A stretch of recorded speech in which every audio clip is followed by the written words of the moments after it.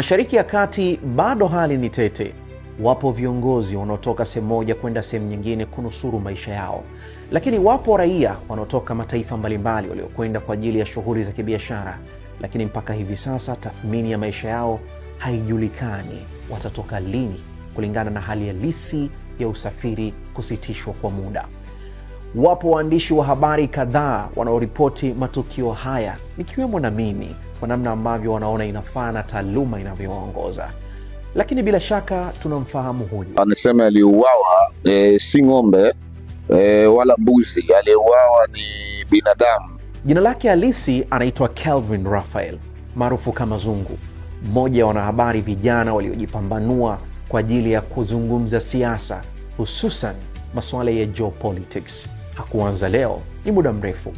Lakini pengine tukio linaloendelea hivi sasa la Mashariki ya Kati kwa waandishi wa habari wengi kuonekana ya kwamba hisia zinatangulia mbele pasina taaluma, limekuwa ni mawazo mseto ya watu wengi kwa ajili ya kuzungumza na kuweka comment kwa kile ambacho wanakitazama.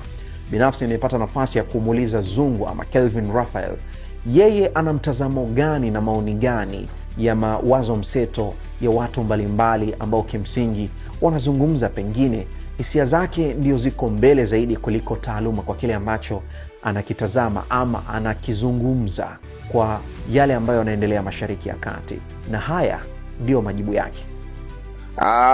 Ali, kuhusiana na hili swala la hisia, nadhani tu watu wanashindwa kuelewa, kwa sababu lazima tufahamu aliyekufa tena kwa kuuawa, anasema aliuawa si ng'ombe wala mbuzi, aliuawa ni binadamu. Lakini mbali ya kuwa binadamu, ni kiongozi wa kiimani pia lakini pia ni mpambanaji kwa watu ambao wanaamini katika siasa za Mashariki, ambaye amepambana kwa zaidi ya miaka 40 na utawala wa Magharibi unaoongozwa na Marekani. Kwa hiyo anapofariki dunia kwa kuuawa mtu wa namna hiyo, ni lazima huzuni iwe kubwa kwa sababu sisi ni binadamu na tunahisia. Kwa hiyo nadhani ni sahihi kabisa kuomboleza au kusema pata hisia sana, na hivi ni sahihi kwa sababu yule sio ng'ombe, ni mtu. Na kwa watu ambao ni timu Mashariki, ambao tunaamini katika siasa za Mashariki zaidi, ni jabali la Mashariki limeondoka, ni baba ameondoka. Kwa hiyo ni lazima hiyo huzuni kubwa, na huzuni ndio hisia yenyewe. Ni kama tu ambavyo alivyofariki Fidel Castro, ndio mambo jinsi ambavyo yalikuwa hivi Che Guevara, ndio mambo jinsi ambavyo yalikuwa hivi Patrice Lumumba. Hao wote ni wanaume wa Mashariki. Kwa hiyo wanaume wa Mashariki wanapambana sana, kwa wanapofariki ni lazima hisia iwekani, na kuwa na hisia si dhambi, hakuna dhambi, na ni mtu yule, si ng'ombe.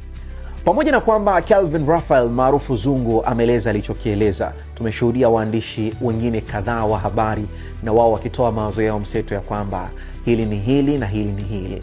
Lakini nimemtafuta pia moja ya wanahabari wa muda mrefu kutoka hapa Tanzania, Azizi Kindamba, ambaye kimsingi ni mkuu wa chumba cha habari kutokea Clouds Media Group, kumuuliza sehemu ya matukio kama haya, nini haswa kinapaswa kuwekwa kipaumbele kwa maana ya taaluma ichukue nafasi yake pale ambapo mwandishi anataka kuripoti ama kufuatilia undani wa tukio hili, na haya ndiyo majibu yake.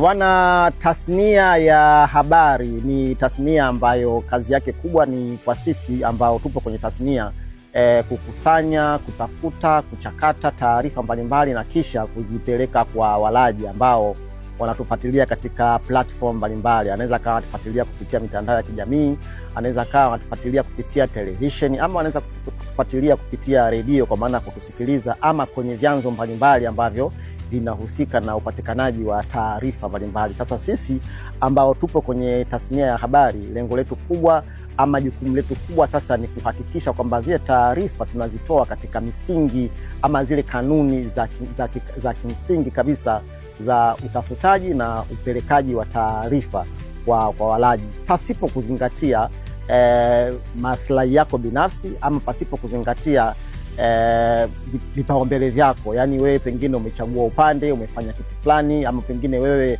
kama kwenye mpira basi unachagua timu fulani, unabezi huko. hauwezi ukawa ni mwandishi wa habari wa kijamii na jamii ikawa inakutarajia wewe, kwa sababu tayari unakuwa umeshachagua upande.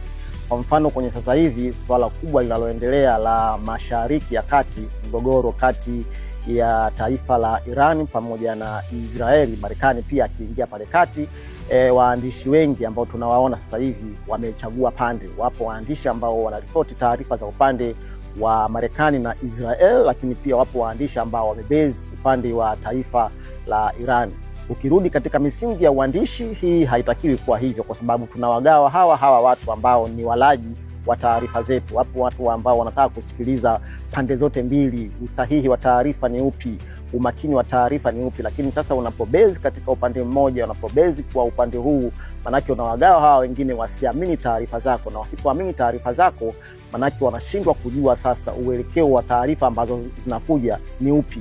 Pamoja na hiki ambacho kinaendelea, ni ukweli usiopingika ya kwamba hali ambayo inaendelea hivi sasa ni nguvu na utunishaji misuli wa silaha kwa kila mmoja ambaye anatamani kumwonyesha mwenzie.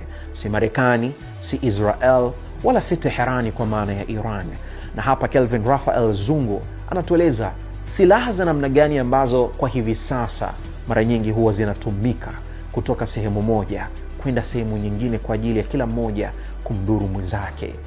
Hili suala la silaha ukilinganisha Iran na Israeli pamoja na Marekani, kwa tunavyoona, tunafahamu ya kwamba Marekani atakuwa na uwezo mkubwa wa silaha, lakini Iran wenyewe wamejipambanua na droni zao maarufu zile za Shahid. Lakini Iran wanasema wamekuwa wakitumia makombora ya kizazi cha kwanza na cha pili ambayo ni ya zamani sana, na wamejinasibu makombora hayo yamefanikiwa kuvuruga kabisa ulinzi wa anga wa Israel. Kwa hiyo wataanza kutumia makombora kizazi cha 3 na cha 4 ambayo pengine ni hatari zaidi. Kwa hiyo kila nchi imekuwa ikijinasibisha katika uwezo wa silaha zake, lakini kubwa zaidi ni target, ambapo Israeli anaonekana kuwa vizuri kwenye target, kwa sababu targeti zake nyingi zimeondoka na viongozi wa Iran, lakini anapiga maeneo ya kimkakati zaidi, ingawa wakati mwingine anapiga mpaka anaua watoto, jambo ambalo ni kinyume kabisa na sheria za vita.